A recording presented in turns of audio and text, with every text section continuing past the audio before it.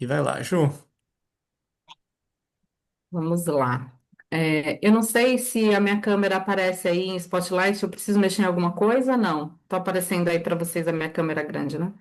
Sim. Tá. Gente, boa noite. Então, deixa eu ver se eu vejo. Não vejo as carinhas porque vocês estão assim, né? Na cama, relaxando. Poucas pessoas estão com a cara aí no negócio, mas tá tudo certo, viu? É, Eu sou a Juliana e queria agradecer, né, a presença de vocês aqui hoje, o interesse por esse tema, né, que a gente escolheu aqui falar hoje. É possível escapar da exaustão? Como? Pelo amor de Deus, me conta, né, que tá todo mundo cansado, ninguém aguenta mais. É, E aí, antes da gente entrar no tema, acho que eu vou me apresentar aqui, né, para quem ainda não me conhece. Eu acho que eu só conheço daqui Enó, Lucas e Val, né? Eu sou Juliana Barrena, e professora de yoga. Eu sou de São Paulo, vivo aqui em Salvador tem 9 anos. E é mais ou menos nesse tempo a minha relação com o yoga também, que começou justamente depois da minha vida pregressa lá em São Paulo, onde eu era uma workaholic, assim, de marca maior. É, eu trabalhei, eu sou relações públicas, né? Minha primeira formação é relações públicas, com especialização em sustentabilidade. Sempre trabalhei com ONGs, né? Em projetos, organizações do terceiro setor, na área de desenvolvimento institucional, que envolve comunicação, captação de recursos. É, e desse tempo, enfim, tomei a decisão de sair de São Paulo num momento de pico de estresse, né? Consegui fazer essa escolha ali naquele momento, sem saber muito no que ia dar, e deu nisso que deu hoje, né? Sou professora de yoga aqui. Conheci o yoga a partir dessa mudança, de uma necessidade ali de mudar. é, não é só o estilo de vida, era um entendimento mesmo sobre a vida, né? E que culminou com o yoga que apareceu no meu caminho. Então, hoje eu sou professora de yoga, ali desde a pandemia também, onde eu consegui me dedicar um pouquinho mais, né? Com mais profundidade a própria filosofia do yoga, que é um estudo contínuo, né? Mas aí também me enveredei para filosofia mais clássica também. Entrei numa graduação de filosofia, mas que eu estou fazendo de forma bem contemplativa, assim, bem devagarinho mesmo, sem nenhuma pressa de acabar. Então, acho que é isso. E aí, Lucas, quer se apresentar também, né? Antes da gente começar, depois eu volto para você depois. Legal. Então, boa noite aí, gente. Eu sou o Lucas, né? Bom, toda a minha formação é em filosofia. Eu fiz a minha graduação, mestrado, doutorado na USP. E atualmente eu estou fazendo um pós-doutorado aqui na Itália, que é por isso que aqui, na verdade, se aí tá de noite, aqui tá bem de noite, já era até um horário para estar num outro estado, digamos assim, né, contemplativo. Mas é, eu tenho vários interesses diferentes dentro da filosofia, né? Embora a minha pesquisa de mestrado, doutorado, a princípio tenha sido em idealismo alemão, uma das coisas que mais tem me interessado nos últimos tempos é estudar a filosofia como modo de vida, né? Na verdade, tem dois campos de interesse meu que se encontram aqui, que é essa perspectiva da filosofia como modo de vida e a filosofia do Byung-Chul Han, né? Que é esse autor sul-coreano que escreveu A Sociedade do Cansaço e que eu traduzi vários livros dele para a editora Vozes. Inclusive, justamente o livro que se chama Vita Contemplativa, né? E isso, na verdade, também é a forma com que eu e a Juliana acabamos nos conhecendo aí e tendo a ideia de fazer essa jornada, né? Porque eu organizei uma palestra sobre o livro de que a Juliana participou, e a partir daí a gente começou a ter contato e a gente pensou que seria legal organizar uma coisa juntos, porque os nossos interesses se encaixavam bem, o tipo de coisa que a gente queria fazer, a proposta que a gente tinha em mente também se encaixavam bem, né? E daí que surgiu a ideia da jornada vida contemplativa, né? Que, claro, tem muito a ver com as coisas que o Han fala, essa questão de como a gente vive numa sociedade do cansaço, em que nós somos levados a trabalhar incessantemente E aí, a partir daí a gente se perguntar como que a gente poderia escapar disso, né? Escapar dessa exaustão, justamente. Mas é isso. Bom, então, a ideia é a gente falar um pouquinho sobre esse tema que a gente escolheu, né? Podemos escapar, né, da exaustão, e a gente escolheu esse tema justamente porque ele permeia a jornada que a gente criou, né, essa jornada vida contemplativa, e é um tema muito central, né? A jornada, ela vai exatamente na contramão dessa exaustão, né, desse modo de vida que a gente tem que valoriza essa cultura da alta produtividade, da competição, do sucesso, né? Do que é sucesso, que tipo de sucesso, da financiarização, né?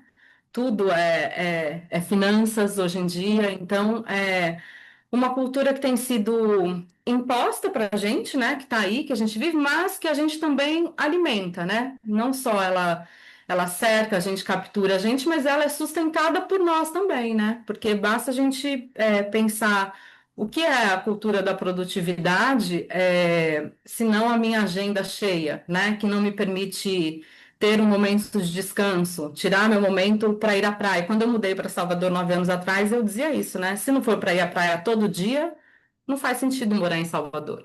E aí, se eu não cuidar disso, eu não vou à praia todo dia, né? Se eu não cuidar de ter na minha agenda esse momento para encaixar, tudo bem que chove bastante aqui também. Não dá para ir todo dia, nem que eu queira. Mas essa cultura tá na nossa vida, na nossa agenda, né? Se a gente não tem se a gente não planeja esse tempo, assim, se a gente não prioriza isso. Os termos também, né? Eu falei da financiarização porque a gente se apropria dos termos, né? A lógica financeira, na verdade, é o que rege. Vamos falar aqui? Ah, Lucas. Essa lógica financeira que rege a nossa vida também, né? os termos, é muito comum a gente falar, né? Quanto você investe no seu filho, né? Filho é muito caro, né? Ah, vou ter filho, não vou ter filho? Ter filho é caro. Quanto você investe nessa relação? Qual é o seu investimento libidinal nessa relação, né? A gente usa os termos de finanças para a nossa própria vida, porque tá tudo a serviço dessa cultura, tudo a serviço da cultura da produtividade, do capital, né? Então, a gente sustenta, querendo ou não, essa cultura, né? Ela é sustentada por nós, pela forma como a gente escolhe, em alguma medida, viver. Então, é importante a gente tomar consciência disso, não para se culpar, né? Jamais para se culpar, porque a gente sabe que o sistema é realmente uma coisa maior, embora a gente também sustente ele, faça parte, mas para a gente começar a entender, a ficar à espreita mesmo, né? Entender qual é a minha parte, né? Qual é a parte que me cabe nesse latifúndio? Quais são as pequenas escolhas que eu também estou fazendo aqui no meu dia a dia que colaboram para essa cultura da exaustão, né? Então, é importante a gente entender que quando a gente não se disponibiliza para o cansaço, para o cansaço a gente se disponibiliza para o descanso, né? Quando eu percebo que eu estou cansada e eu não me permito descansar, porque eu tenho muita coisa para fazer, né? Tenho um projeto para entregar, tenho meta para cumprir, é porque existe realmente uma cultura que não facilita a minha vida, não sugere que eu descanse mesmo, né? Então, a gente entender isso é fundamental. E aí, o descanso, quando a gente se disponibiliza ao descanso, tem essa fase inicial, digamos, né? Do descanso como um cuidado mesmo, com um cuidado com o corpo, um cuidado com a mente, que estão exaustos. Como pensar o descanso como um carinho mesmo, né? Uma quietude, um momento para você se acolher, se restaurar, se restabelecer mesmo, né? Porque às vezes é um cansaço que você está ali, você não dá conta mesmo. Se você não descansar, você não vai conseguir dar conta, né? Então ele é essencial. Então tem essa fase desse descanso que é fisiológico mesmo, né? Para restabelecer fisiologicamente o seu corpo. A gente sabe que no descanso os hormônios são equilibrados, então quanto menos a gente descansa, ou quanto mais a gente descansa, melhor a gente dorme, porque, né, seu organismo vai ter cortisol, e quantas pessoas a gente conhece convivendo com problemas, né, de insônia, então para dormir, com um bruxismo cada vez mais frequente, né? Geral, precisando de plaquinha nos dentes para não apertar, não quebrar todos os dentes, tamanha tensão, né, que a gente está vivendo. E a gente não está conseguindo se disponibilizar nem para esse cansaço básico mesmo, necessário fisiologicamente para o corpo, né? E se a gente não se permite esse descanso, a gente não consegue acessar o que seria uma segunda fase, um segundo momento do descanso, que é um espaço de transformação. É o poder do descanso como esse potencial transformador, porque só quando a gente descansa, a gente consegue vislumbrar outras possibilidades de viver diferente, de pensar, né, o porquê que eu não estou conseguindo descansar, ou o que eu ganharia descansando, ou o que eu deixo de ganhar quando eu não descanso. Então, essa fase do descanso, ela só vai vir depois que o meu organismo estiver regulado e eu conseguir trazer uma vida mais é, exaustiva, né? É, e aí a gente fica numa roda, para trazer um termo do yoga, tem a roda de Sansara, né? É um termo presente, né? Um conceito do hinduísmo, do budismo, que fala sobre a roda como esse ciclo que representa o ciclo da reencarnação mesmo. Então, essa existência cíclica que a gente tem, né? E o entendimento de que o indivíduo vai passando por várias vidas até que ele aprenda o que ele precisa aprender para alcançar a iluminação, né? E o que faz a gente, segundo esse conceito, né? Repetir, repetir, repetir, continuar reencarnando sem conseguir se iluminar, são três venenos, né? A ignorância, o desejo e o apego. Então, eu faço essa relação com o descanso, porque é isso, quanto mais a gente descansa, mais a gente consegue vislumbrar saídas, possibilidades de transformação para viver de outro jeito. E quanto menos a gente descansa, menos a gente vê saída, né? E mais exausto, obviamente, a gente fica. Então, não é culpa nossa quando a gente sente que precisa descansar, mas não consegue se permitir descansar, né? A gente pensa, eu tenho muita coisa para fazer, tenho um trabalho para entregar. Vocês lembram daquela mulher, eu comentei isso com a turma da jornada da nossa primeira edição, né? Virou um meme aquela mulher no ponto de ônibus que foi sequestrada na Avenida Paulista, em São Paulo. O cara estava, acho que, com uma faca no pescoço dela, no ponto de ônibus. Eu nem sei exatamente o cara queria e tal. Eu sei que depois a repórter, quando estava tudo bem, foi entrevistá-la, e perguntou para ela o que passou pela sua cabeça, né, nesse momento. Ela falou: Nossa, eu estava com tanta coisa para fazer, eu vi meu ônibus passando, indo para casa. Então, virou uma piada, mas é isso, é o valor da vida que está abaixo do quanta coisa se tem para fazer, né? Então, é como se o sistema colocasse a gente num entendimento de que só existe, ele vai encurralando a gente, e é como se a gente pensasse, só tem duas saídas. Ou eu vou trabalhar até a exaustão, né? É, e isso cria uma situação de desconexão com a gente fica igual zumbi, né? Porque você vai produzindo, produzindo, até que chega um momento que, às vezes, um momento da vida onde você que se questiona, né? Por que mesmo que eu estou fazendo tudo isso? Ou o que que eu estou fazendo da minha vida? Ou o que que eu fiz da minha vida, né? Dependendo da idade, quando a gente olha para trás. Essa é uma opção, trabalhar até a exaustão, ou criar uma vida com um espaço para que eu possa me conectar com a minha verdadeira essência, digamos, né, com mais flexibilidade, mas é um lugar onde eu vou ficar sempre preocupada se eu vou ter dinheiro para pagar as contas no fim do mês, eu vou me sentir sempre vivendo na corda bamba, e ainda assim eu também não vou conseguir relaxar, porque essa preocupação não vai me deixar descansar, eu vou continuar exausta, né? Então, é uma visão dual e muito rígida, né? Parece que surgem como as únicas opções para a gente. E não importa de que área você seja, né?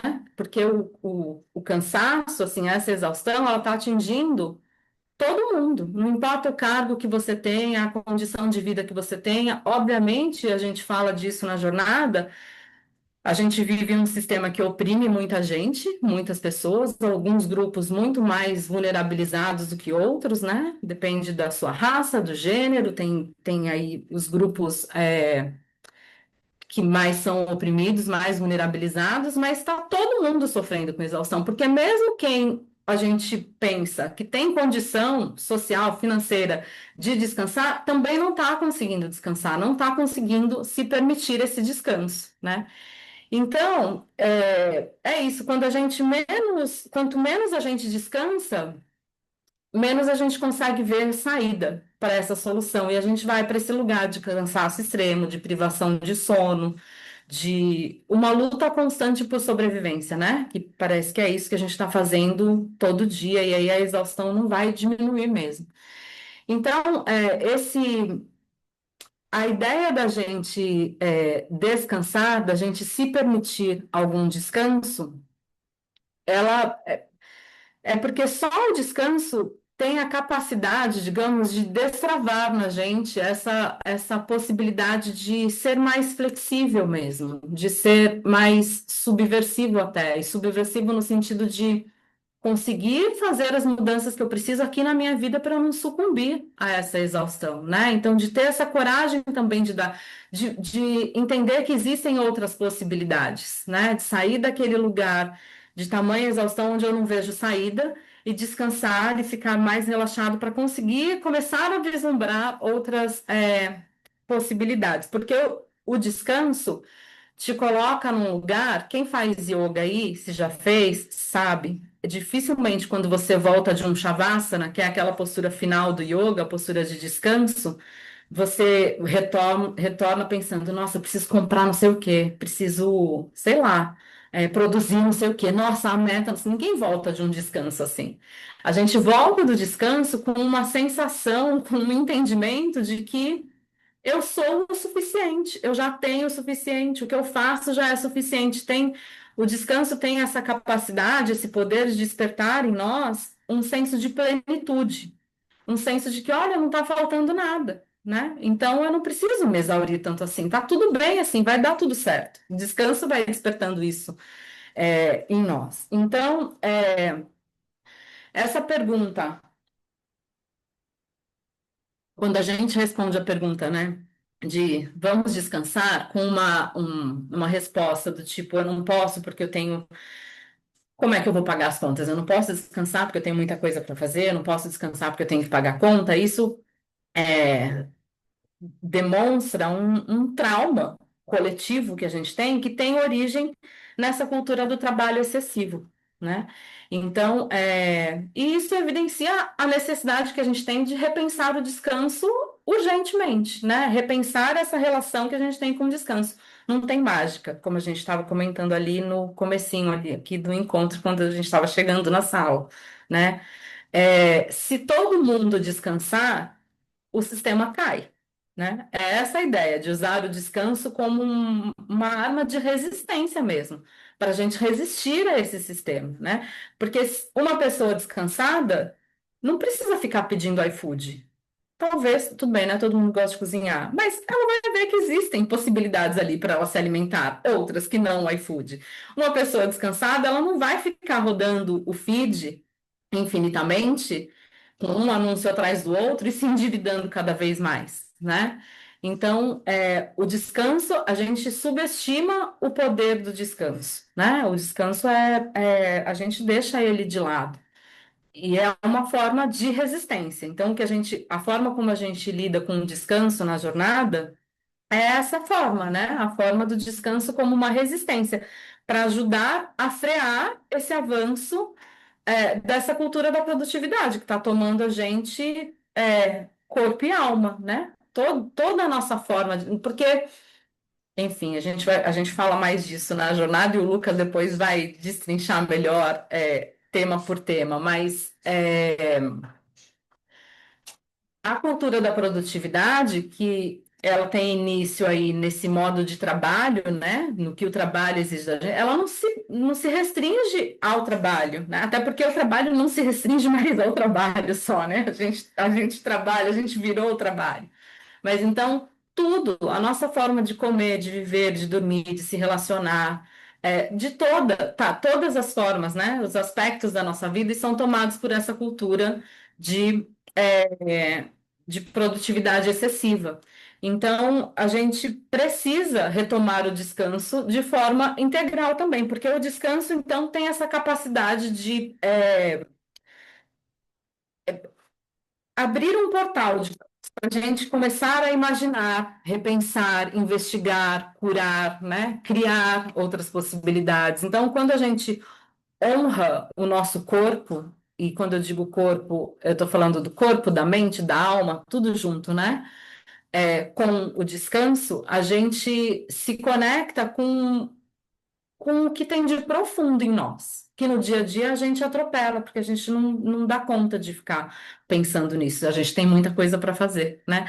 Então, o descanso faz a gente se conectar com as nossas memórias, que é algo muito valioso, com as nossas histórias, porque esse modo acelerado de vida, né, as redes sociais, enfim, tiram da gente essa capacidade de buscar, até buscar no passado, orientação, motivação, fundamentação, para que a gente consiga levar outra forma de viver. Não é à toa que na academia, quando se fala sobre modos de vida, é, os cientistas têm se voltado para as comunidades tradicionais, né? Indígenas, quilombolas, e entendendo que modo de vida é esse para a gente se inspirar. É algo que já era nosso, já estava dado, né? A gente sabe disso. Então a gente precisa retomar isso. E o descanso faz a gente conseguir olhar para dentro e relembrar ancestralmente também de tudo isso, né? Então, quando a gente descansa, a gente retoma essa liberdade, abre espaço para que essas histórias voltem, né? Histórias que estão lá no fundo e que a gente não conta às vezes nem para a gente mesmo, porque a gente está exausto, a gente está cansado.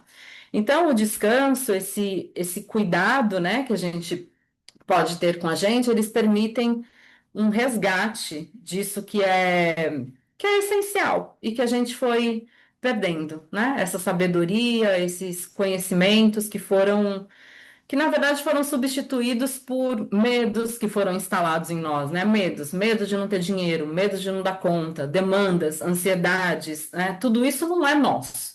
Isso foi criado e colocado em nós, né? O que é nosso de verdade, a gente precisa descansar para relembrar, para descobrir. E isso que vai ajudar a gente a se proteger dessa forma de vida doentia, né? Que tem adoecido a gente. Então, sobretudo, assim, antes de tudo, como é que a gente descansa? A gente precisa, né? Como é que a gente escapa da exaustão? Antes de tudo, a gente precisa se autorizar a descansar. A gente precisa colocar uns nãos lá na agenda e parar de correr de um compromisso para o outro e negar alguns compromissos para botar lá um compromisso na minha agenda. Eu vou descansar nesse dia, né? É, incluir o descanso como uma parte natural mesmo da nossa vida, né? Um descanso, abrir espaço para esse descanso, porque é o descanso que vai ajudar a gente a resistir a essa lógica que adoece, né? Só que a gente sabe também que isso é uma mudança de paradigma grande, não é assim, não é fácil, né? Que a gente consegue descansar. Inclusive, assim, se a gente está num grupo e está correndo perigo de vida, de morte, né? Tem, sei lá, um lobo correndo atrás e um olhar para o outro e falar, corre, a gente vai correr, todo mundo.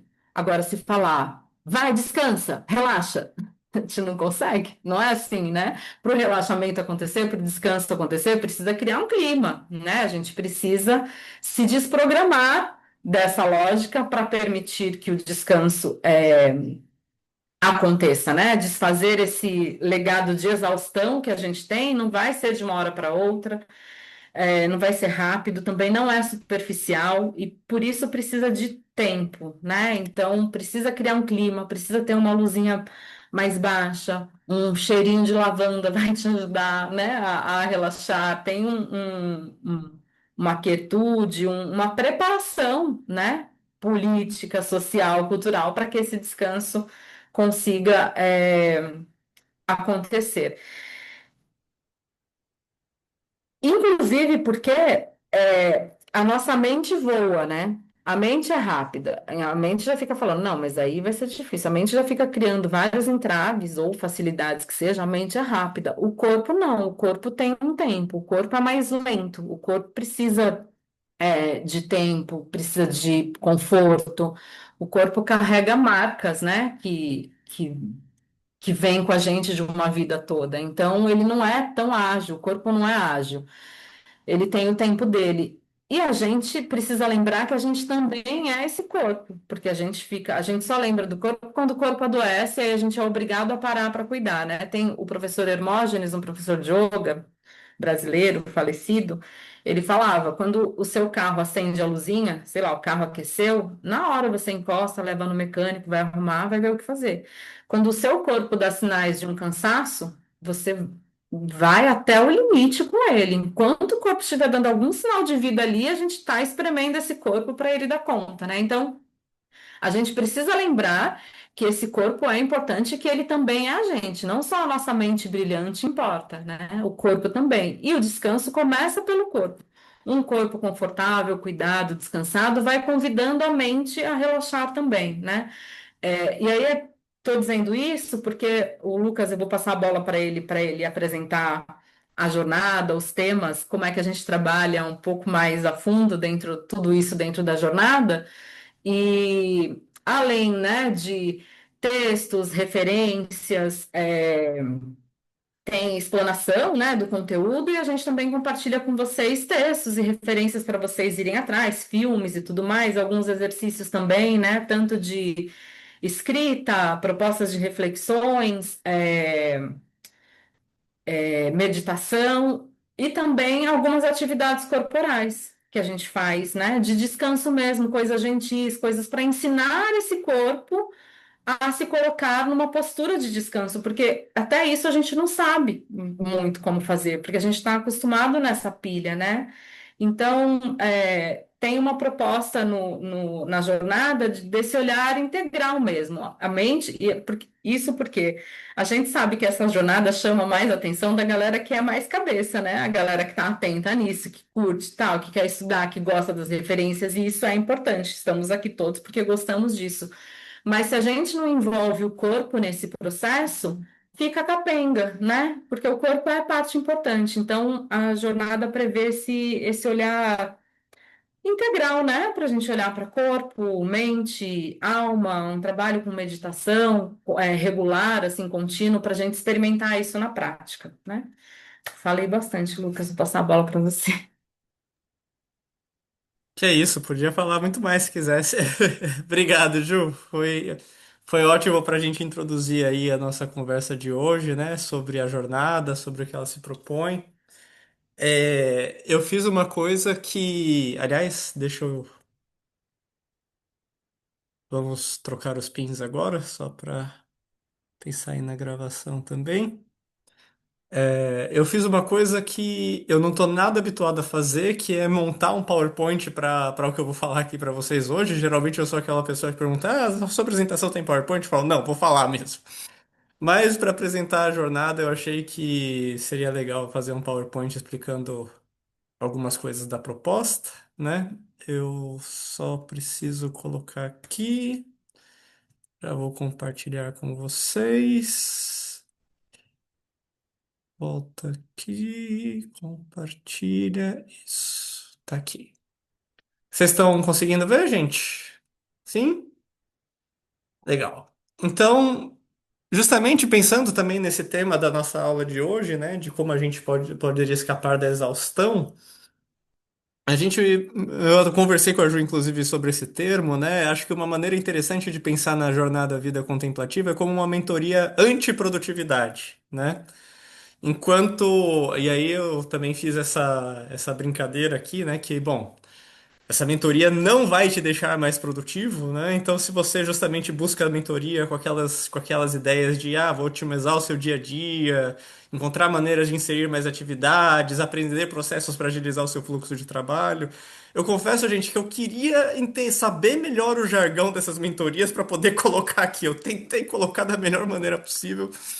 Mas com certeza tem outras coisas aí, né? Otimizar processos, não sei o que lá, os seus. o seu 5 o seu dia dos 5 até as 9, esse tipo de coisa, né? Mas justamente se é isso que você está buscando, essa mentoria não é para você, né? A nossa ideia aqui, justamente, é trabalho enquanto eles dormem, exatamente, Emanuele, né? Se você é isso o espírito que você está buscando, não é isso que você vai encontrar aqui, né? E o que que é a mentoria, então, exatamente? Como que ela funciona? Qual que é a proposta dela? A ideia é que a gente tenha 8 encontros aí, né, ao longo de outubro e novembro, em que a proposta seria algo como essa desconstrução da nossa mentalidade de produtividade, né? Não consegui escapar, tive que usar esse termo de mentalidade que a galera da mentoria, de mentoria, esse tipo de coisa adora, né? Mas acho que aqui, como uma desconstrução, também faz sentido nesse, porque justamente de uma forma ou de outra também se trata disso, né? De a gente já ter uma maneira de pensar, de olhar para as coisas que a gente já está voltado sempre a se perguntar como a gente pode ser mais produtivo, o que que a gente poderia estar fazendo a mais, né? E por trás disso, de fato, tem um conjunto de formas de pensar nossas e de formas de ser, de sentir, que precisam ser desconstruídas para que a gente possa mudar a nossa relação com a produtividade, né? Então é isso que a gente busca fazer nesses 8 encontros. E cada encontro, opa, peraí, cada encontro consiste justamente de um conjunto de reflexões teóricas e atividades práticas pensadas para se aprender a ser mais e fazer menos, né?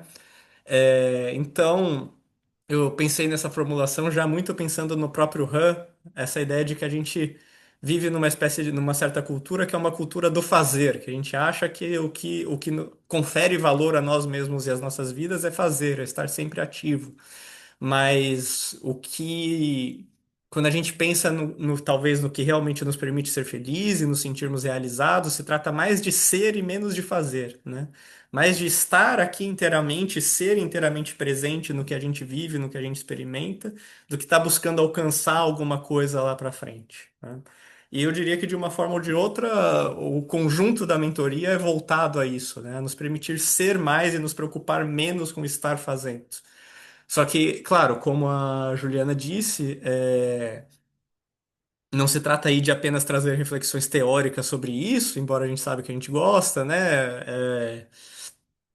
Bom, de fazer o quê, né? Fiz toda a minha formação em filosofia, é claro que eu também vou gostar disso, mas a ideia é realmente pensar como a gente pode inserir isso no nosso dia a dia de maneira concreta, como isso pode implicar uma outra relação com o nosso corpo, que práticas, inclusive corporais, a gente pode trazer aqui para mudar essa nossa relação com a produtividade e nos permitir ser mais presentes e assim por diante, né?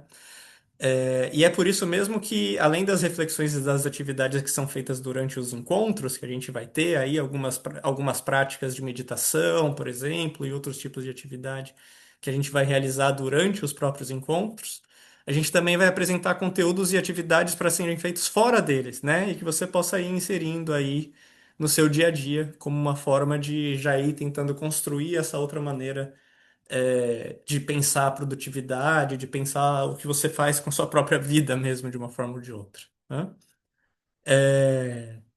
E além disso, os encontros serão gravados e poderão ser assistidos a qualquer momento, né? Claro que para uma jornada como essa, a gente sabe que o ideal é a gente conseguir fazer. O ideal mesmo seria a gente conseguir fazer todos presencial e conversar frente a frente, teria uma dinâmica mais condizente com o espírito da jornada, mas a gente sabe que por N razões isso não é geralmente possível ou praticável, então a gente faz online. Dentro do online, o ideal também seria que a gente conseguisse conversar ao vivo, né, de maneira síncrona, para ter uma interação maior. Mas a gente sabe que justamente a vida também é muito complicada e nem sempre a gente consegue, e mesmo que conseguisse, muitas vezes imprevistos ocorrem. Então a gente vai deixar as aulas gravadas disponíveis aí para vocês verem quando vocês quiserem. Não apenas por isso, mas também porque muitas vezes é bom retornar para os encontros, para ver o que foi dito, né? Entender alguma coisa que não tinha entendido bem da primeira vez, poder ver alguma coisa ali que passou desapercebido quando você assistiu ao vivo, se você assistiu ao vivo e assim por diante, né? E aí, o que vai haver em cada encontro, né? Cada encontro tem um tema de uma forma ou de outra, que tem a ver com essa proposta de desconstruir a nossa mentalidade de produtividade, trazer essa perspectiva antiprodutivista, né? E aqui, primeiro, nesse resumo, então, no primeiro encontro, a gente vai discutir sobre as redes sociais e a alienação da produtividade. No segundo encontro, a gente vai discutir sobre a nossa motivação. No terceiro encontro, sobre o lugar do trabalho nas nossas vidas. No quarto encontro, sobre os rituais do dia a dia, a importância de redescobri-los, né? No quinto encontro, o direito ao descanso. No sexto encontro, sobre redescobrir o jogar e o brincar. No encontro 7 o viver filosoficamente, né? Essa ideia da filosofia como modo de vida. E no último encontro, sobre contemplação e felicidade. E agora eu vou falar um pouquinho mais a fundo sobre cada um desses encontros, né? Quem estava acompanhando os nossos posts lá no Instagram, talvez perceba. Na verdade, eu trouxe os posts do Instagram aqui, inclusive, porque cada post era para ser um post falando sobre o tema de um dos encontros, né? Então agora eu vou resgatar esses posts para falar um pouco mais a fundo sobre isso. E aí, Ju, se você quiser falar qualquer coisa em algum momento sobre algum dos encontros também, fica à vontade. Então, no primeiro encontro, né, que a gente fez esse post sobre o doom scrolling, porque parece que justamente esse é uma das atividades muitas vezes com que a gente acaba gastando mais o nosso tempo hoje, né? Essa coisa de você ficar no celular, nas redes sociais, e aí você entra nesse processo de ir passando no seu feed de informação por informação, ficar horas ali e quando acaba você não tem ideia do que você fez, você não tem ideia do que você viu, você não sabe, você não consegue lembrar nem sequer do último vídeo que você acabou de assistir. E muito antes disso fazer você se sentir descansado, recuperado, muitas vezes isso faz você se sentir ainda mais exaurido, né? Como se aquilo tivesse sido um desgaste informacional muito grande, digamos assim, né? Então a gente pensou que esse era um primeiro nível interessante para a gente começar a jornada, né? Porque a jornada ela é pensada, a gente usa bastante esse termo, ela é pensada um pouco no formato de escadinha, né? É muito difícil a gente questionar o lugar da produtividade das nossas vidas no início de uma maneira muito radical, de uma maneira muito extrema. Então vamos questionando esse lugar aos poucos, né? E acho que um primeiro lugar a gente já percebe o quanto não faz bem, né? É esse lugar da nossa relação com as redes sociais, em que a gente gasta muito tempo ali de alguma forma, de uma forma ou de outra, e esse tempo, via de regra, rende para alguém, mas não para a gente, né? Tem alguém se beneficiando do fato da gente estar engajado ali, com aquele conteúdo e passando de conteúdo a conteúdo e consumindo muita informação e muito engajado nesse sentido. Mas não é a gente, e isso justamente nos impede da gente usar o nosso tempo com outras atividades que poderiam ser mais gratificantes, né? Então, o primeiro passo seria questionar esse lugar das redes sociais nas nossas vidas, que de uma forma ou de outra de novo, eu acho que é importante o que a Ju falou, que quando a gente fala da nossa relação com o trabalho, não é só o trabalho literal, né? A gente transformou todas as nossas vidas em trabalho, no sentido da gente achar que a gente tem que estar fazendo mais, indo atrás de mais coisa. E de uma forma ou de outra, essa também é a nossa relação com as redes sociais, porque a gente vai atrás de consumir mais e mais conteúdo, assistir mais e mais vídeos, né?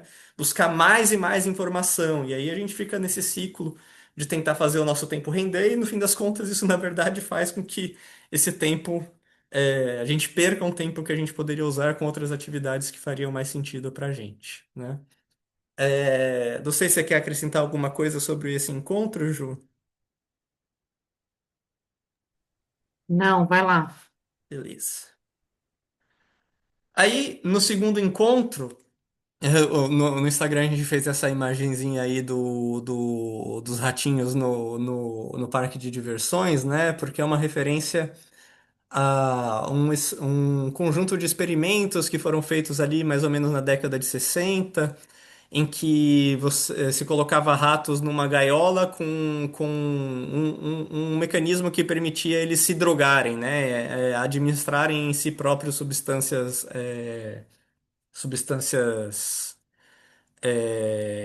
como que se fala? Psicoativas, né? E na maior parte desses experimentos, os ratos ficavam fazendo isso de uma maneira tão constante que eles até esqueciam de comer, beber, às vezes acabavam até morrendo, né? E aí a moral que supostamente se extraía desses experimentos é que se qualquer pessoa tivesse acesso a essas substâncias, algo semelhante aconteceria. Ela se viciaria e não conseguiria fazer mais nada, né? Só que aí teve um pesquisador que estava incomodado com isso, porque ele falava, bom, mas os ratos estão em gaiolas que eles não têm nada para fazer, né? E se a gente fizesse uma espécie de parque de diversões dos ratos nessa gaiola, e eles tivessem a opção de administrar essa substância em si próprios, ingerindo um líquido ali, mas eles também pudessem fazer outras coisas, inclusive ingerir um líquido sem essa substância psicoativa, né? O que que aconteceria aí? E e aí, bom, é claro que o resultado dos experimentos é muito complexo, tem muitas formas de interpretar, mas uma coisa que foi decisiva ali é o quanto o fato de se ter outras atividades, sobretudo se ter uma interação com outros ratos que estavam na gaiola, muda profundamente a relação com a droga, com a droga, e aí faz com que eles ingiram em quantidades significantemente menores. Os resultados se tornam muito diversos, porque eles encontram ali no espaço deles outras atividades para fazer que fazem sentido para eles e que muitas vezes fazem mais sentido, inclusive faz com que, que eles não acabem preferindo não ingerir a substância psicoativa porque ela impede deles terem o tipo de interação social que interessa para eles ter ali naquele meio, né, quando estão juntos com outros ratinhos.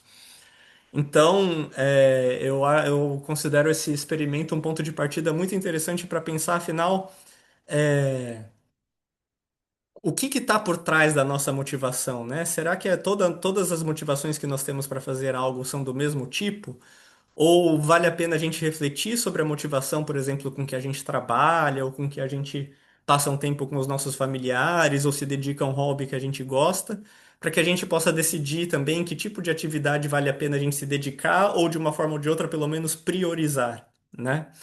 Então, esse é o tipo de reflexão que eu faria nessa parte desse encontro sobre motivação. E a Ju pode falar um pouco também sobre o que ela falaria dentro desse tema.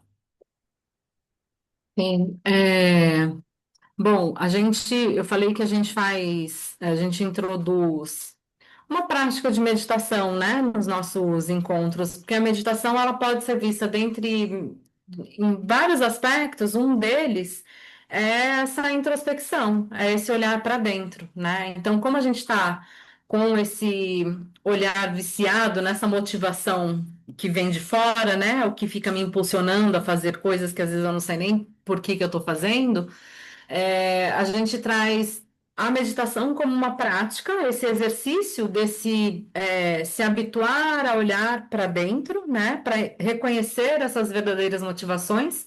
E, além disso, um outro aspecto que a gente entende que é bem importante, na jornada também, como uma referência, que é um olhar mais integral que a gente traz da filosofia tântrica dentro do contexto do universo do yoga, um olhar para o ser de forma integral. Então, olhando também quais são as camadas, o que compõe, né, o ser. Então, a gente tem um corpo físico, a gente tem as nossas coisas que também nos representam, a gente tem o corpo físico, a gente tem a mente, as emoções, a gente tem o nosso corpo energético, a gente tem o nosso núcleo chamado, né, que pode ser chamado de consciência. Então, a gente olha com calma para cada uma dessas camadas, entendendo onde a gente está se fixando mais? Porque às vezes pode ter momentos da vida que a gente vai se fixar mais em uma camada.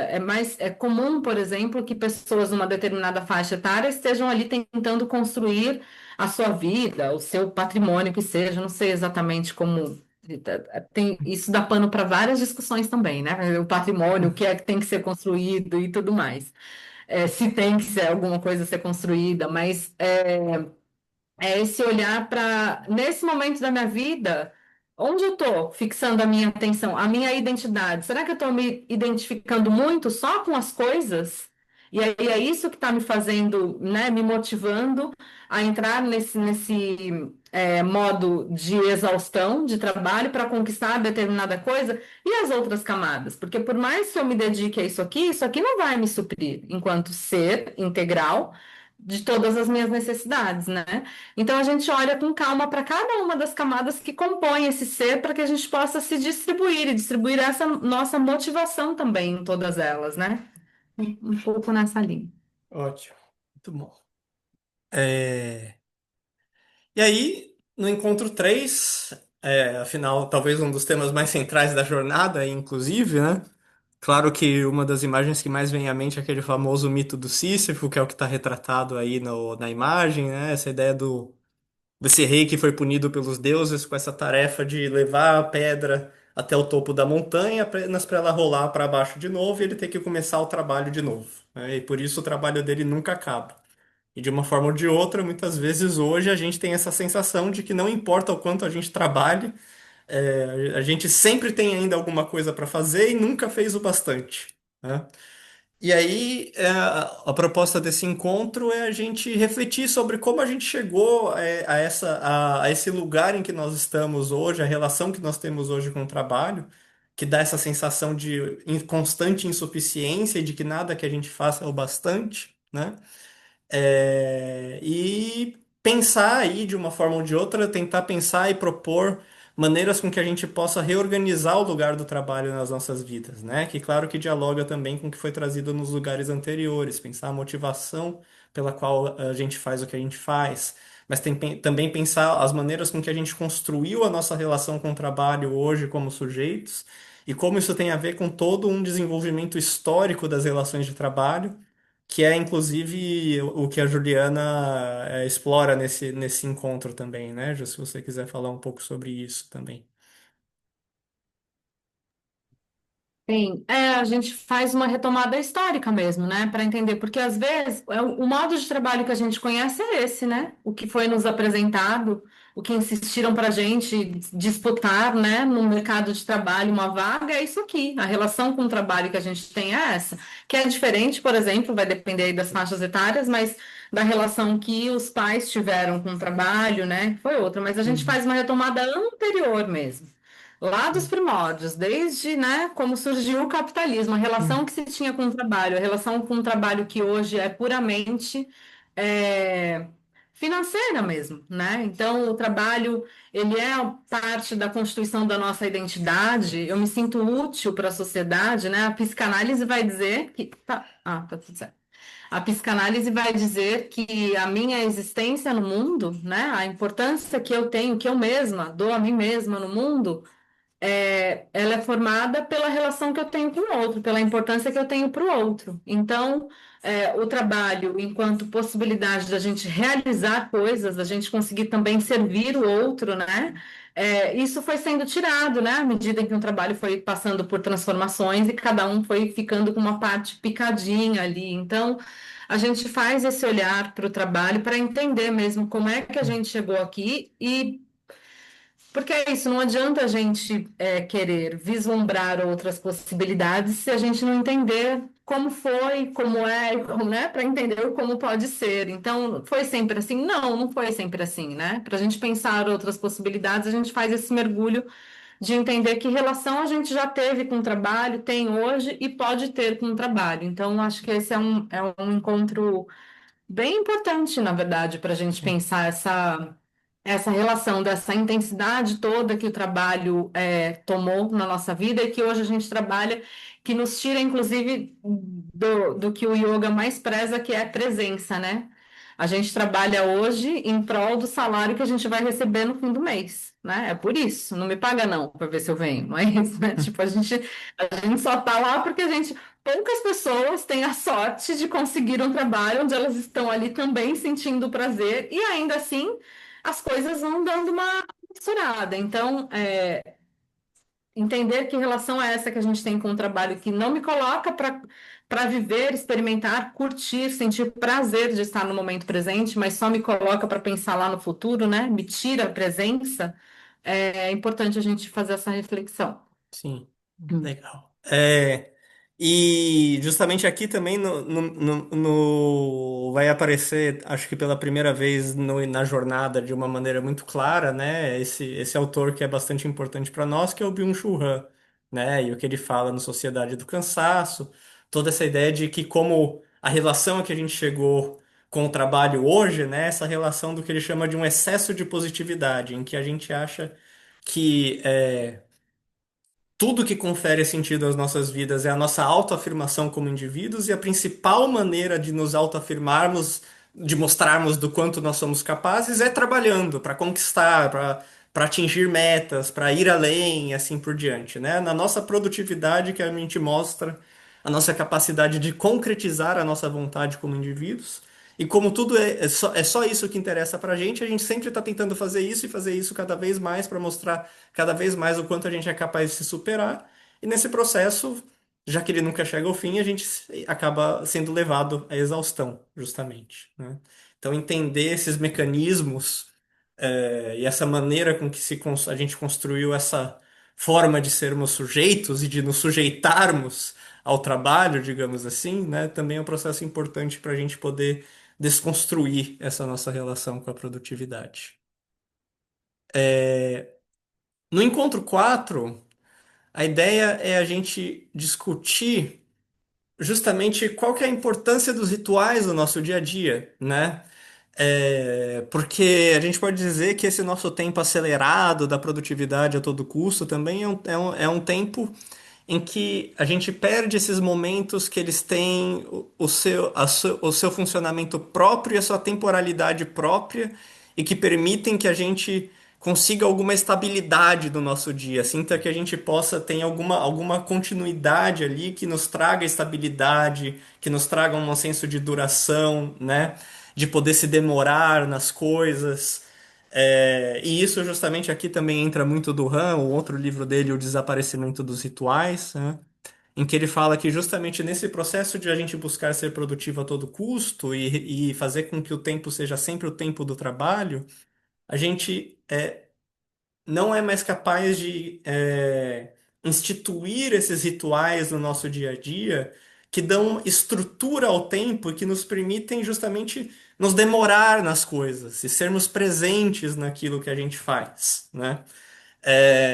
Isso das mais diversas formas, porque ritual aqui tem um sentido bastante amplo, né? Esse sentido dessas atividades que têm a sua temporalidade própria e que é nessa temporalidade que elas produzem o seu sentido, né? Isso não necessariamente é um ritual religioso, embora muitas vezes esteja conectado, mas a gente pode pensar em festividades também, né? Por exemplo, eu sempre gosto de trazer o exemplo do carnaval, né? Alguém que tivesse a ideia de falar, olha, vamos fazer um carnaval mais rápido esse ano, e aí a gente faz só na segunda, e na segunda tem a quarta-feira de cinzas. Essa pessoa ia ser linchada na mesma hora, né? Porque não dá para querer reduzir o tempo do carnaval para ele caber em menos tempo para ele ser mais produtivo. O carnaval tem uma temporalidade própria, um conjunto de passos que tem que ser performados ali para que ele seja realizado. E é essa estrutura estável que ele tem que permite que, enquanto a gente está vivendo ele, a gente se mergulhe inteiramente nesse tempo também, sem se perguntar sobre o que vem depois, né? É, E também rituais não necessariamente precisam ser algo tão grande ou tão majestoso, entre aspas, assim. Por isso essa ideia dos rituais do dia a dia. E por isso no post do Instagram a gente colocou aí essa referência a esse filme do Wim Wenders, né? O Dias Perfeitos, que tem esse personagem justamente que ele é um lavador de banheiros públicos em Tóquio e que ele segue uma rotina bastante regrada em algum sentido no seu dia a dia, né? Acorda, cuida das suas plantas, pega um café, vai para o trabalho, lava o banheiro, almoça no parque, tira fotos das árvores, aí volta para o trabalho, depois janta no lugar que ele sempre vai jantar. Volta para casa, se despe, se arruma, deita, começa a ler. Antes disso, ele arquiva as fotos que ele tirou no dia, inclusive das árvores, e depois dorme, né? Então ele tem todo um conjunto de atividades que ele faz de uma maneira bastante regrada e um trabalho extremamente simples, né? Extremamente humilde, em certo sentido. O que pode parecer, poderia parecer, dentro dessa nossa perspectiva produtivista hoje, um tipo de vida profundamente indesejável ou tediosa, mas o que a gente vê é que ele é uma pessoa de muitas maneiras que tem uma grande paz de espírito, uma grande tranquilidade, uma grande felicidade. Daí também o nome do filme, né? Os Dias Perfeitos. E justamente a gente pode dizer que isso tem muito a ver com a maneira com que ele ritualizou o seu cotidiano por meio dessa organização do tempo e do tempo que ele dedica a cada uma das atividades, né? Então, nesse nosso encontro, a gente também vai se propor essa reflexão e propor pensar como a gente pode inserir rituais no nosso dia a dia que mudem justamente a nossa relação com o tempo, né? Para que o nosso tempo e o que a gente faz com ele não seja voltado apenas para produzir mais, mas para poder estar ali no instante que eu estou fazendo aquela atividade que tem um tempo definido e que nesse tempo eu me dedico inteiramente a ela, sem me preocupar com outra coisa fora dela, né? E aí, se você quiser complementar alguma coisa, Ju? Não, acho só lembrar da importância desse encontro também, né, desse tema, porque de tudo que a gente vê, né, dos estudiosos, dos pesquisadores, os autores dizendo sobre mudanças que são necessárias acontecerem, né, transformações necessárias na nossa sociedade, culturais, políticas, né, porque está tudo ruindo. Então, é cada vez mais comum, ainda bem, muitos deles falarem sobre essa mudança que é necessária no nosso modo de vida mesmo, que é o que para onde a jornada vai sendo direcionada, né? Então, é, mudanças num microambiente e num macroambiente são necessárias, né? E no macroambiente é muito difícil, né? A gente vai fazer o quê? Uma revolução? Que agora, no momento, acho que ninguém vai. Então, a gente precisa olhar para esse micro, né? Dentro do meu universo o que eu posso fazer para tornar a minha vida mais possível. E aí os rituais eles entram como essa possibilidade mesmo, né? A gente retomar rituais, até rituais é gostoso relembrar coisas que às vezes da infância aconteciam, né? Em outros momentos, ou que a gente pode criar a partir de agora, Fala da mas que bola de podem dar. pão, Ju.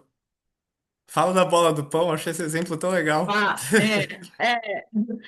porque eu contei para a galera que a minha avó fazia pão quando eu era criança, né? E a gente ficava, sei lá, 10 netos na casa da avó, assim.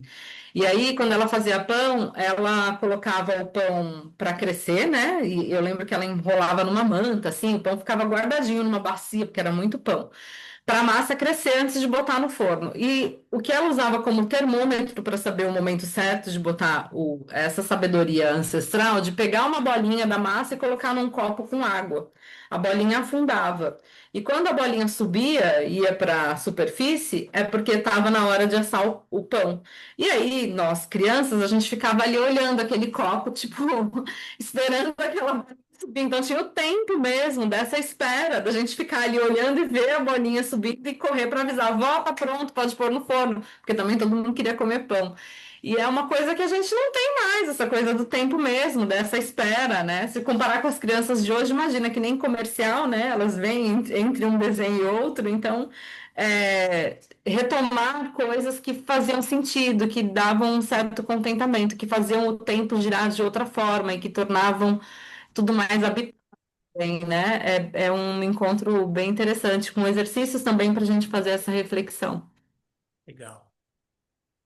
É, já no encontro 5 e aí isso já tem a ver bastante com o que a Juliana falou aí no início da nossa aula hoje, né?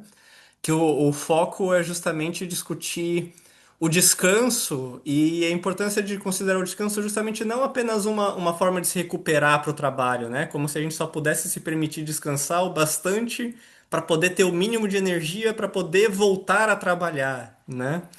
Mas como uma maneira de ser no mundo mesmo que deve ser desfrutada, que deve ser apreciada por si mesmo e que a gente se deve permitir ter, né? E nesse sentido, justamente entender o descanso não apenas como direito, mas como uma forma de resistir justamente a um mundo que nos explora, né? E aí, Ju, se você quiser complementar alguma coisa do que você falou também antes, até a gente vai trazer esse livro que se chama Descansar é Resistir, né? Se você quiser falar um pouco. Isso, exatamente. Não, acho que foi o tema que eu já trouxe Uhum, bastante, né? Mas eu acho que esse é o recado, assim, é o descanso como possibilidade de resistência, porque inicialmente a gente precisa começar a se permitir esse descanso, criar esse hábito, né? Criar as condições para que a gente possa ter esse descanso. Mas a gente não quer descansar pontualmente agora para depois. É para ter uma vida, né? Ter uma vida uhum, contemplativa requer que a gente consiga inserir cada vez mais práticas de descanso, né? Na nossa rotina, na nossa vida. E aí, durante a jornada, a gente tem uma prática que é a prática de yoga restaurativa, que é uma prática para deixar o corpo confortável e ensinar o corpo a descansar, né? E um corpo descansado começa a convidar a mente também a descansar, porque às vezes é difícil mesmo. Você pode até parar o corpo, mas a mente não para, né? Então a gente vai, através dos nossos exercícios de meditação e também das práticas de descanso, ter um repertório para que você possa, na sua rotina, começar a inserir esse tipo de cuidado, de prática, de momentos de descanso, né? Isso. legal, ótimo. É, já no encontro 6 e aí esse foi esse post aí sobre a cigarra que a gente fez lá no Instagram, né? Porque aquela famosa fábula da cigarra e das formigas, né? Que enquanto as formigas trabalhavam no verão, a cigarra ficava lá de boa, cantando, brincando, pulando, e as formigas falando: Olha, no inverno você vai se lascar, hein? No inverno você vai se lascar. E ela não tava nem aí. Chega o inverno, a cigarra se lasca, é claro, e aí versões diferentes contam coisas diferentes, né? Ela vai pedir ajuda para as amigas, para as formigas, e as formigas falam então que é para ela cantar para elas, ou ela fala, ué, você não estava dançando, então agora você dançou, se lasca aí, né? É uma coisa do tipo. Mas a moral da história supostamente é justamente da importância de se preparar para tempos difíceis, né? E não se dedicar simplesmente àquilo que te traz prazer. Só que nesse contexto eu gosto muito de um livro que é um livro de um filósofo chamado Bernard Suits, que se chama The Grasshopper, né? Que traduziram para o português de Portugal como a cigarra filosófica. Que é como se fosse uma versão dessa fábula, mas uma versão em que a cigarra ela é uma espécie de filósofo, assim, de um mestre filósofo, como Sócrates, o paralelo ali é claramente com Sócrates, né? E as formigas são discípulos dela, e a cigarra tá conversando com eles no momento que tá entrando o inverno e ela vai morrer porque ela não se preparou para o inverno. Mas aí ela vai diante dos discípulos dela, de maneira semelhante a Sócrates defendendo o modo de vida dele, mesmo que ele seja condenado à morte. Ela vai defender a escolha que ela fez e dizer que se ela pudesse voltar atrás, ela faria de novo exatamente essa escolha, né? De passar o tempo dela jogando e brincando em vez de trabalhando para se preparar para o inverno. E aí, no fim das contas, esse é um livro que reflete sobre o que é o jogo e sobre o que é o lugar do jogo nas nossas vidas, né?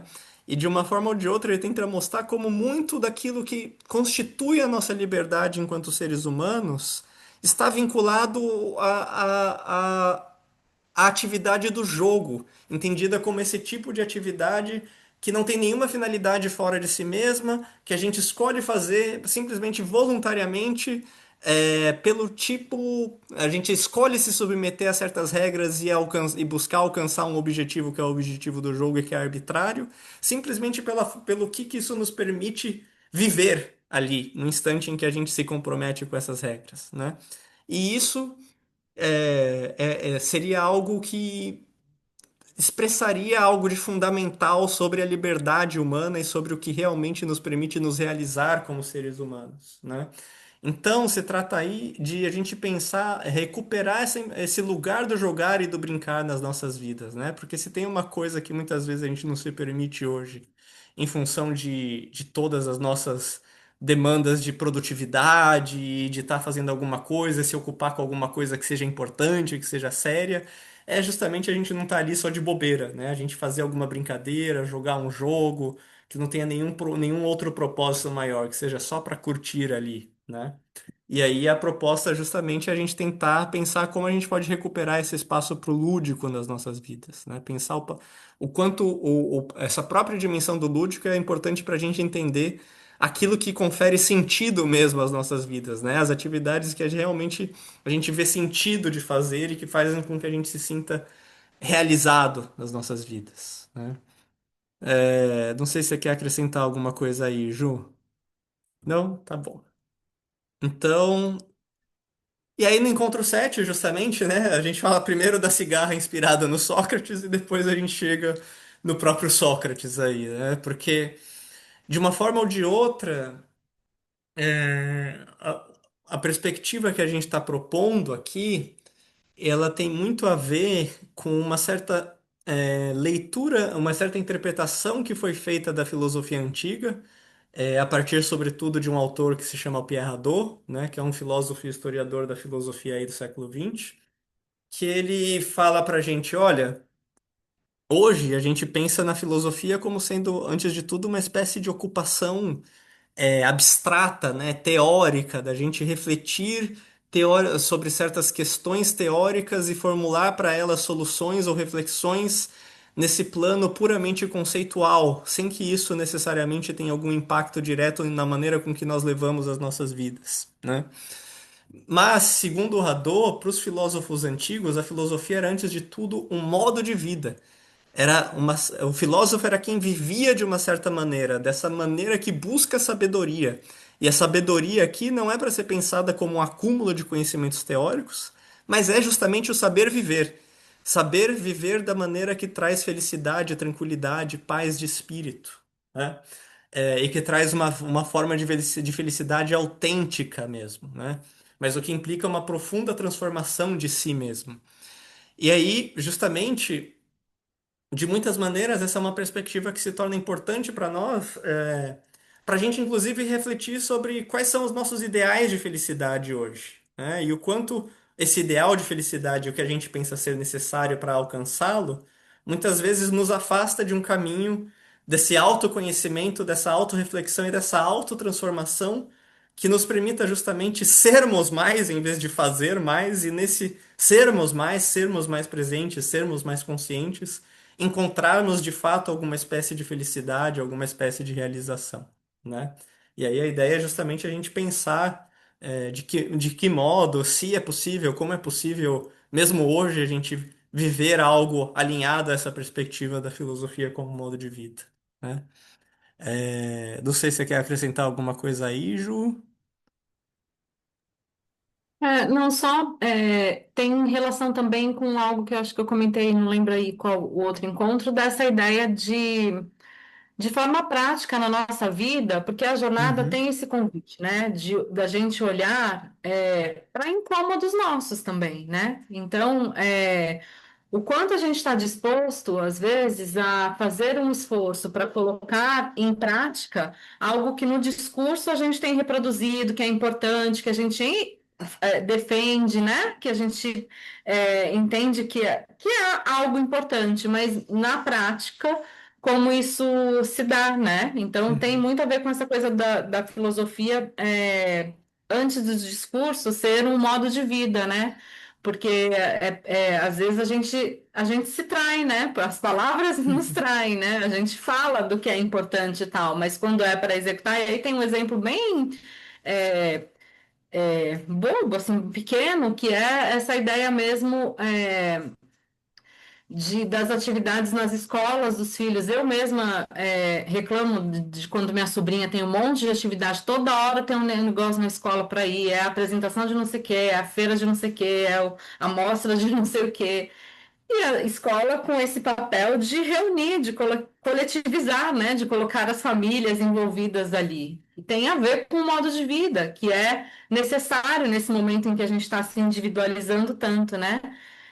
Embora eu defenda isso, eu reclamo quando tenho que ir uhum, na prática, né? Eu e tantas outras pessoas. Então, eu acho que essas reflexões às vezes são incômodas, né? Então, acho que é importante até a gente deixar isso claro também, que o processo a gente está falando aqui a gente entende que tem um macroambiente desafiador, super desafiador, mas a gente está se propondo a se implicar nos processos na medida do possível, né? Sim, Na nossa esfera, no microambiente. Então, o tempo todo, em todos os encontros, e aqui isso me lembrou disso agora, especialmente no modo de vida, porque o tempo todo a gente trazendo essa reflexão para a nossa vida, tá? Mas e eu aqui? E como eu coloco em prática? E como isso se aplica aqui na minha vida? Faz sentido? Não faz sentido, né? O tempo todo a gente olha para o macro, mas traz para nossa próprio nosso modo de vida, né? sim. Então, acho um lembrete importante. Não, perfeito, Ju. Você falando isso, inclusive, me lembrou de algo que acho que é bem importante de dizer, dando continuidade ao que você disse, né? Que justamente a gente propor essa mentoria, essa jornada aqui, não é que a gente se acha, digamos assim, os gurus da contemplação, né? Ou qualquer coisa do gênero, como se fosse uma coisa. Não, gente, a gente está vivendo nossa vida de boa, nós não somos impactados por essa coisa de produtividade de forma alguma, nós não nos deixamos nos afetar por isso. Pelo contrário, isso vem de um lugar de reconhecimento que isso afeta todos nós, mesmo apesar do que a gente fala e não importa o quanto a gente fale sobre isso, porque não é só uma questão de ter consciência nesse plano mais abstrato, mas de como a gente incorporou certas coisas até em nossos corpos, como a Juliana falou, né? Isso não se muda simplesmente do dia para noite, não se muda mesmo com muitos anos aí de reflexão e de busca de transformação nisso, não se muda inteiramente dessa forma que se possa idealizar aí, né? Mas por isso mesmo, isso só faz com que eu ache mais importante essa perspectiva da filosofia como modo de vida, porque ela está muito atrelada a essa ideia de que a filosofia é o amor à sabedoria, mas amor à sabedoria justamente porque não se é sábio, então é um exercício constante para se aproximar da sabedoria que não se tem, né? E é muito mais alinhado nessa perspectiva, e por isso que também eu acho que a gente fala muito mais no sentido de construir juntos essa forma de escapar da produtividade, do que a gente dar alguma receita pronta aqui e falar muito nessa linha. Não, achamos a fórmula para se livrar da produtividade. Faça tal. O que seria só reproduzir de novo uma lógica do desempenho, né? Siga tais passos para se conseguir se livrar da produtividade o mais rápido possível. E a ideia não é essa, né? É justamente a gente construir juntos e ir é, incorporando de fato essas reflexões, né? Tentando traduzir isso em mudanças de atitude, de fato, que a gente possa ir incorporando aos poucos na nossa vida, né? É, E por fim, o último encontro aí, que a gente chega ao tema que dá o nome aí, né? A jornada vida contemplativa, que meio que então fecha, e que nos traz de uma forma ou de outra de volta ao início, quando eu disse que eu e a Ju, a gente se conheceu porque eu estava dando essa palestra sobre o livro do Han, que se chama justamente Vita Contemplativa, né? E aí justamente tem essa história que eu adoro falar, falo em mil contextos diferentes, porque acho que ela serve para esclarecer algumas coisas muito bem. Que tem esse filme do Karate Kid de 2010, né? Que é o filme com o Jackie Chan e o Jaden Smith, né? O Jackie Chan faz o Sr. Han, e o Jaden Smith faz o Dre, que é o menino que ele ensina Kung Fu. E tem um momento do filme que eles vão num templo taoísta em que as pessoas praticam Kung Fu. Eles estão subindo umas escadas para chegar até um altar e o Dre, o menino, ele olha pela janela e vê uma moça praticando Kung Fu ali, equilibrada de um pé só, de frente para uma cobra, na beira de um penhasco, né? Uma cena bem assim, poética, né? E ali ela está equilibrada em uma perna só, ela se inclina para um lado, a cobra se inclina para um lado, ela se inclina para o outro, a cobra se inclina para o outro. Elas estão se movendo juntos, né? E aí o Dre fica meio hipnotizado com isso, o Han chama ele para continuar subindo, eles sobem até o fim das escadas. Chegam lá em cima, tem um altar com uma fonte com o símbolo do Yin e Yang ali, né? E aí eles começam uma conversa que o Dre fala: Ah, como que aquela moça estava conseguindo copiar os movimentos da cobra? E aí o Sr. Han fala: Não, você não entendeu nada. Não era a moça que estava copiando os movimentos da cobra, era a cobra que estava copiando a moça, né? Aí o Dre fica surpreso assim, fala: Não, mas espera, mas como que isso é possível? E aí o Han pega e fala pra ele: Ah, olha aqui nessa fonte, né? Ali no altar tem essa fonte com água parada ali. E ele fala, olha aqui nessa fonte. O que que você tá vendo? Aí o Dre olha e fala, ah, eu tô vendo eu mesmo, né? Aí o Han pega, põe a mão dele na água, mexe e fala, e agora, o que você tá vendo? "Ah, agora eu não tô vendo nada, a água tá turva, né? Aí o Han pega e fala pra ele, a mente é como essa fonte. Quando ela está em repouso, as coisas se espelham nela, né? E aí o Dre ainda tá perplexo, ele fala, não, mas peraí, então quer dizer que a moça controlou a cobra não fazendo nada?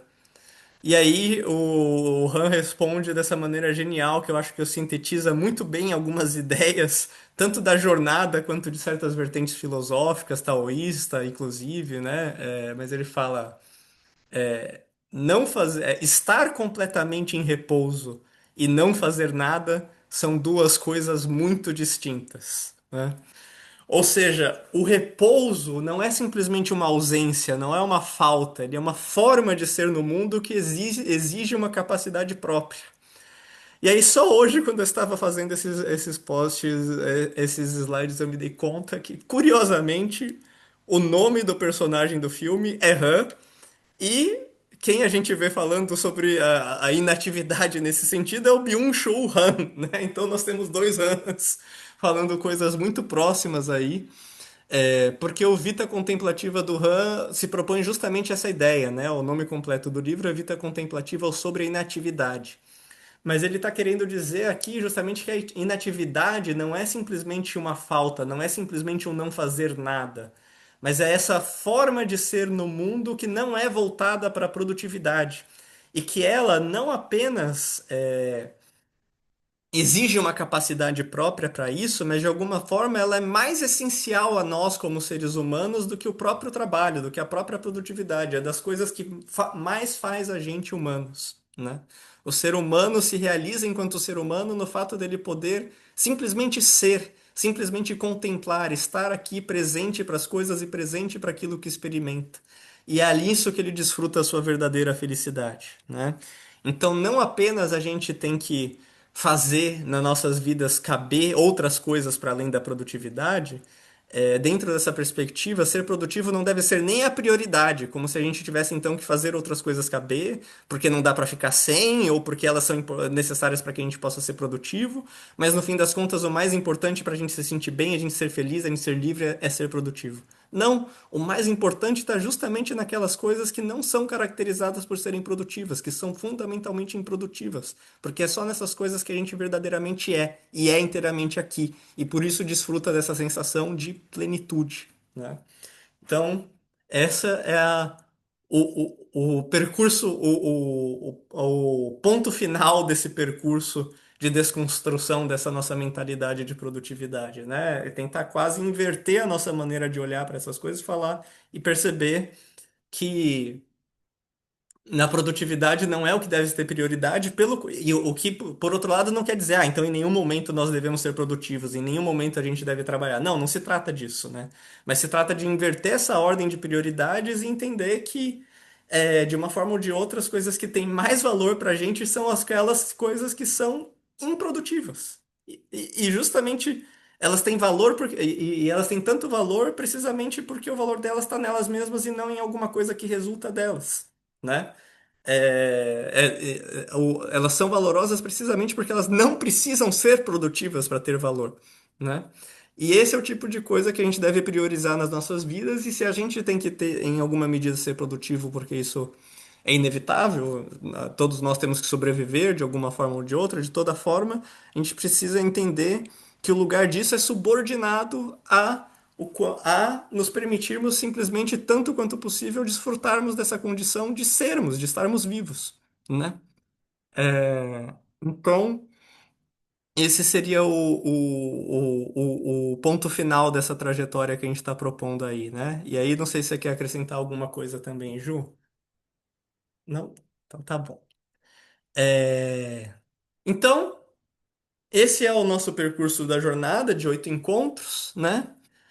Essa jornada que a gente vai começar aí a partir da semana que vem, na quarta-feira também, no dia 8 às 8 da noite, né?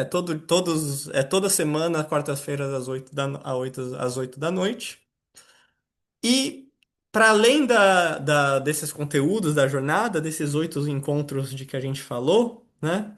Quem se inscrever na nossa jornada também vai receber ainda de forma gratuita o curso A Filosofia de Byung-Chul Han Passo a Passo, um curso gravado meu em que eu falo de cada um dos livros do Byung-Chul Han que tinham sido publicados em português na época do curso, né? Então são por volta de umas 15 aulas de 2 horas sobre cada um dos livros do Han que tinham sido publicados até então. As aulas são feitas aí em ordem cronológica, seguindo a cronologia das publicações, né? Para quem quiser se aprofundar na filosofia dele, também se interessar nisso que a gente falou aqui da jornada. Outro curso gravado meu, um curso mais curtinho aí, uma espécie de mini curso de 1 hora mais ou menos, que é esse curso Saber Viver, uma introdução à filosofia como modo de vida, que eu apresento a maneira como Pierre Hadot pensa a filosofia como modo de vida, como um conjunto de exercícios espirituais que visam essa transformação de si próprio, né? E acesso às aulas ao vivo de yoga que a Juliana oferece, que a Juliana dá aí, né? Durante a duração da jornada. E aí, se você quiser falar um pouco sobre isso também, Ju, como são as aulas, como funciona. Sim, são aulas online, né?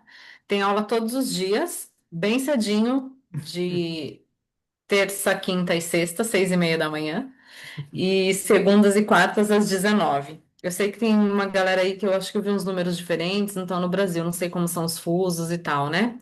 É, Mas eu passo um cronograma das aulas, então a ideia é no começo do mês vocês recebem um cronograma para saber tema das aulas, intensidade também, né? Dividindo ali entre aula suave, moderada, mais vigorosa, uma aula mais de descanso. Então também dá para olhar e tentar, de repente, se programar qual aula que quer participar, né? Mas.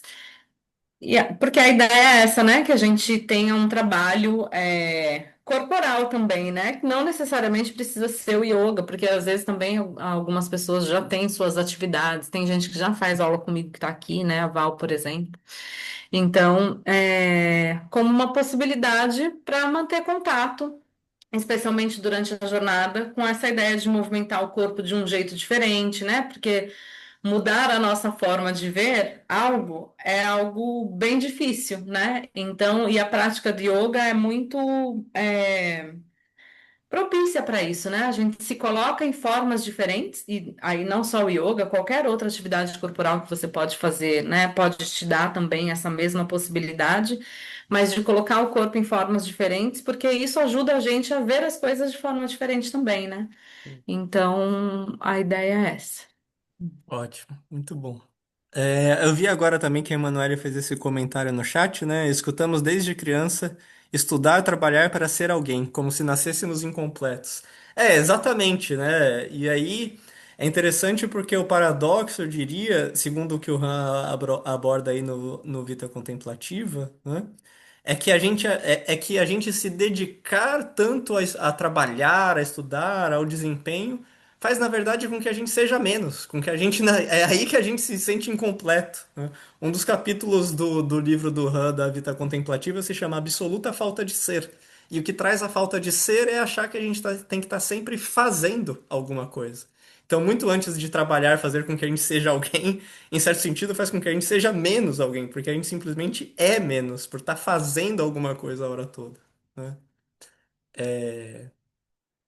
Mas então, esses são os conteúdos extras aí que a gente oferece para quem se inscrever na jornada. E também vale lembrar aqui que, pela própria proposta da jornada, eu e a Ju, a gente conversou algumas vezes sobre isso, a gente chegou à conclusão que não faria sentido fazer grupos muito grandes, né? Porque aí justamente não teria como ter essa interação mais próxima, esse diálogo maior que a gente acha que é importante, ainda mais levando em conta o que que a jornada se propõe, né? O espírito dela. Então a gente só tem 10 vagas aí para a jornada. Uma já foi preenchida, inclusive. Então, quem quiser se inscrever, participar, essa é a parte que eu tenho que fazer esse marketing cretino, mas de uma forma ou de outra, né? Não perca essa oportunidade, gente, se inscrevam aí, venham participar com a gente. É, E para concluir com a brincadeirinhazinha do início também, né? Entre na nossa mentoria e não faça tudo aquilo que você quer fazer, né? Deixe de se preocupar tanto de fazer o que você quer fazer e simplesmente não faça isso. Eu coloquei aqui um códigozinho de QR Code para facilitar o acesso aí à página da inscrição, mas acho que vale a pena também falar um pouco sobre os valores e para isso compartilhar também a página aqui do site, né? Eu vou compartilhar aqui rapidinho. Então, tá aqui esse QR Code que eu vou voltar depois e vou colocar o link aqui no chat do Zoom também. Leva para essa página, nossa landing page aí da vida contemplativa, né? Que tem aí essa descrição do livro, das propostas, do que vai encontrar. A gente traz essas referências de filmes e livros também. Cada encontro tem uma ementinha, né? Um que a gente manda assim, com dicas, indicações de referências bibliográficas, filmes, vídeos, práticas que se pode fazer relacionadas àquele encontro, né? Do que a gente vai falar, o que você vai receber, o cronograma aqui dos encontros ao vivo. Como eu disse, a partir da semana que vem, toda quarta às 8 da noite, né? Então, 8, 15, 22 e 19 de outubro, e depois 15, 12, 19 e 26 de novembro. Esses encontros justamente podem ser pensados como estando divididos nesses pilares, desses temas que a gente vai abordar, da nossa motivação, do espaço para o repouso e da contemplação, né? É, A gente falou, tem aqui a nossa bio também, e justamente o nosso valor especial de lançamento aí, que é 800 à vista ou 12 vezes de R$ 80, né? E o pagamento, aquela coisa também, né? O pagamento pode ser feito a cartão de crédito, boleto, Pix, tem todas essas opções aí dentro para o que vocês acharem melhor também. E aqui embaixo também tem o FAQ, para quem se interessar. Eu vou colocar de volta aqui o slide. E, bom, para nossa aula de hoje é isso, gente. A gente queria deixar esse espaço final aí para vocês, se vocês tiverem dúvidas, comentários. Fiquem à vontade aí, mas espero que vocês tenham gostado dessa aula aberta e dessa apresentação da jornada também.